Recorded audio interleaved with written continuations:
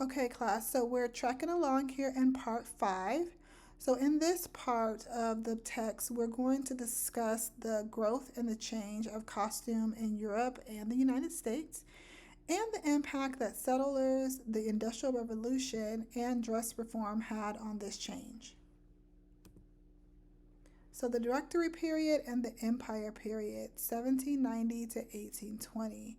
Neoclassical influence spilled over from the 18th century to the 19th century. After the French Revolution, men's style of dress became simpler. Suits that consisted of jackets, vests, and trousers replaced the elaborate dress of the prior centuries.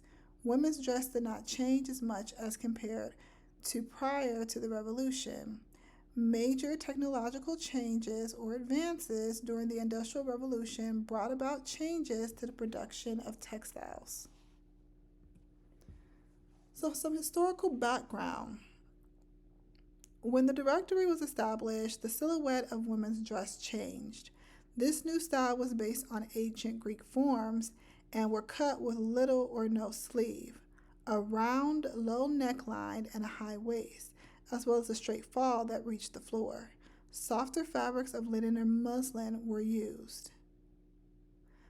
The merveilleuses, or marvelous ones, were women who adopted the most exaggerated directory styles, wearing long trains, sheer fabric, and extreme deep cut necklines and high caps.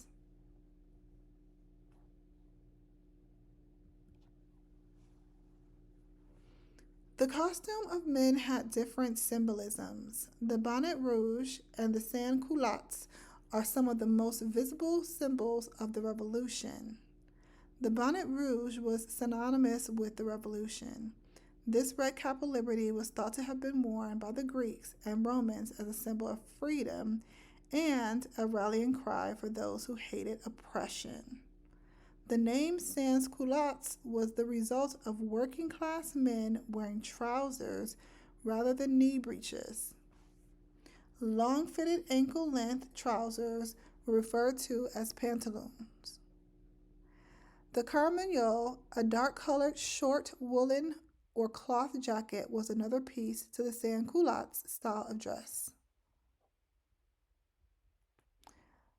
The Incredibles were men who wore waistcoats with a loose fit at the shoulders, excessively tight breeches and cravats, and collars that covered the majority of the chin.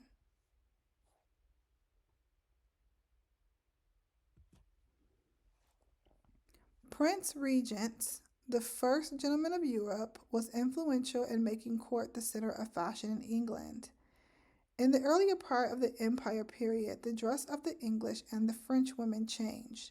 The silhouette of the French narrowed. The English placed the padded roll under the waistline to create a fuller, rounded line to the skirt. Within a few years, the silhouette of the English narrowed like that of the French. Due to interactions between Europeans and Native Americans, both adopted aspects of each other's costume. Native Americans incorporated glass beads. European settlers also adopted some of the Native American dress. For example, the footwear of Native Americans, such as boots and moccasins, were adopted. The cotton gin had a huge impact on cotton production. The output of cotton, which was inhumanely grown and picked by slaves, increased significantly from 2 million to 25 million pounds over a 16-year period from the time of the invention of the cotton gin. The demand for cotton was driven by other inventions such as the spinning and weaving machines as well as steamboats. By mid century, America produced three-fourths of the world's supply of cotton. During the Directory period, very fashionable women abandoned their corsets, choosing rather to wear a lightweight chemise. However, the average woman did continue to wear their corsets, placing them over the chemise. The corset, also referred to as a stay, was cut in a straight line without a waistline indentation, and it pushed the breasts up and out. Some women used false bosoms. Drawers became a basic part of underclothing. They were made open in the crotch area to allow for easy relief. Poor women and slaves in the U.S. wore petticoats along with short gowns in public. Pantalettes, which were straight white drawers with linen or tucks at the hem, were fashionable for a short period of time, about 1809. Towards the end of the period, women created a bustle-like look by placing padded rolls under the dress at the back of the waistline. Dresses had a tubular shape with a waistline placement that was just below the bosom. To achieve the straight line and to incorporate gathered fullness, lightweight fabrics were used. Dresses were either trained or untrained until skirts shortened around 1812, which eliminated the train. Low-cut, round, or square necklines were used on high stomacher dresses. Higher necklines were finished with a small ruff or ruffle with a drawstring tie. The common sleeve types were short, puffed, or fitted. Styles were achieved by using lightweight cotton and linen muslins as well as silks. During the Directory period, undecorated, plain, white Grecian-style gowns were fashionable. In the European Empire or period, pastels or white fabric delicately embroidered were often used.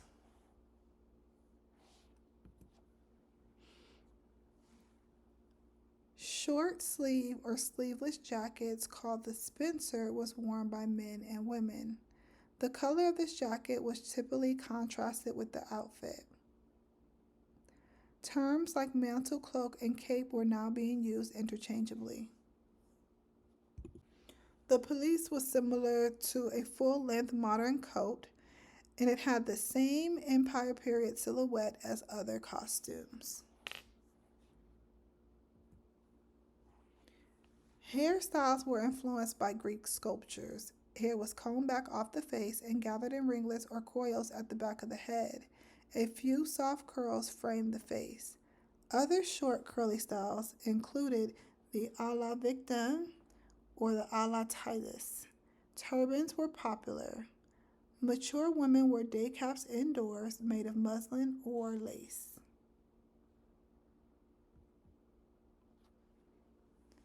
Flat shoes were worn.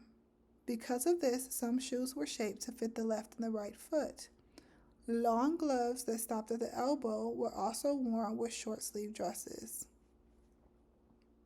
Reticules, or the indispensables, were small handbags, generally with drawstring closures at the top. Full skirts from the Directory period also had pockets placed under the skirts.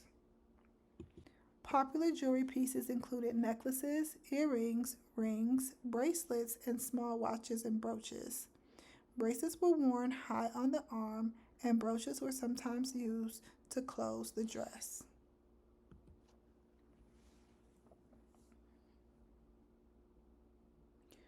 So the Directory period and Empire period for men. So cravats or stocks were worn around the neck. Dress and undress was distinguished by the color, fabric, button, and accessory quality of the garment.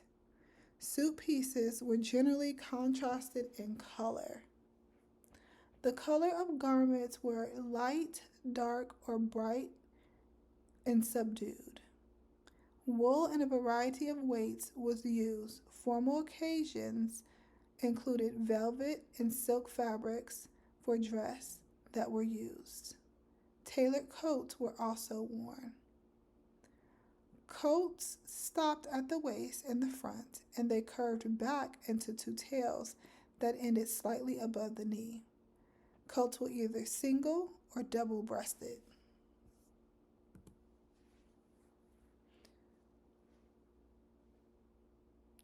Until about 1807, breeches were worn. Pantaloons fit the leg more closely than trousers. Tight-fitted pantaloons had an instep strap. Cassocks is a term used to describe extremely full trousers.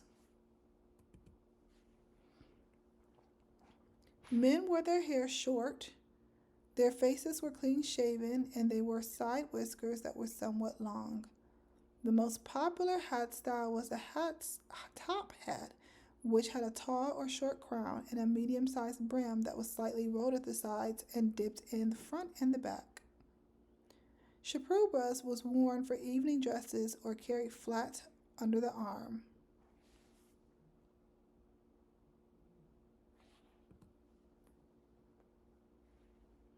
Other garments, like the dressing gown and the banyan. Overcoats or greatcoats with a full cut were worn during cold weather months. They were either single or double breasted or knee or full length. Dressing gowns or banyans were worn in the office or as streetwear in the 18th and early 19th centuries. Footwear, accessories, jewelry, and cosmetics. Shoes with tie closures replaced those with buckle closures. Boot styles were now named after military heroes or army units. Canes and quizzing glasses were carried. Jewelry consisted of rings and decorative watch fobs. Cosmetics were used by some very fashionable men. They also used a hint of rouge to heighten their color and bleached their hands as well as used cologne. The Empire period children. So girls' dresses were cut similar to those of women, but they were shorter. Pantalettes were worn under dresses. Shawls and the pelisse were worn outdoors. Hair was worn in simple styles for small girls.